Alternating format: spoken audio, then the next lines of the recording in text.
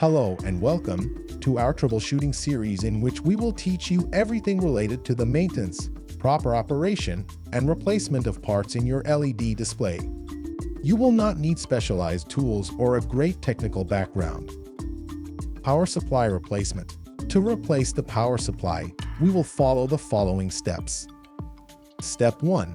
Make sure the panel is turned off and its power cable is disconnected. For that, disconnect the blue-white power cables. In outdoor panels, the wires are yellow. Step 2. To remove the power supply, you must locate it at the top of the panel hatch. For front service panels, you will be able to remove the LED modules and do the replacement. For back serviced panels, open the rear hatch. For 960 by 916 cabinets, 480 by 418 cabinets, and 640 by 418 cabinets, it is usually located in the middle on both sides. Step 3. To remove the power supply, you must remove the corresponding power cables by unscrewing the terminals to loosen the cables. If you only want to replace one terminal or internal power cable, disconnect it from both ends of either the power supply to a module or the receiving card and replace it with a new one.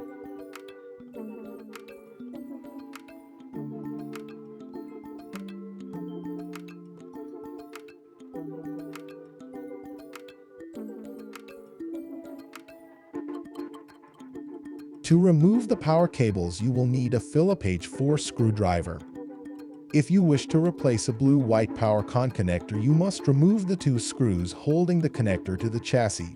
Then disconnect the three wires phase, neutral, and ground at the power supply terminals and replace the part with a new connector.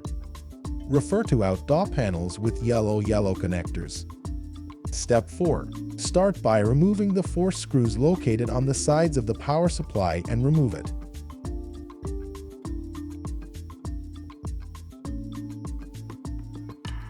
Step 5. With all our shipments, we send a spare parts box in which you can find replacements for each of the internal parts. Use one of these replacement power supplies to make the change. Step 6. Put the power supply in place. Install the 4 corresponding screws. Connect the positive and negative wires and power pass-through. Remember to connect everything as it was before. You can always check with a working panel to verify everything is working correctly. Make sure that the 110 to 220 volt switch is on the outboard. We hope you have found it useful. For more information, remember that you can continue watching our video series or go to our website www.grecoled.com and schedule a virtual appointment with one of our experts.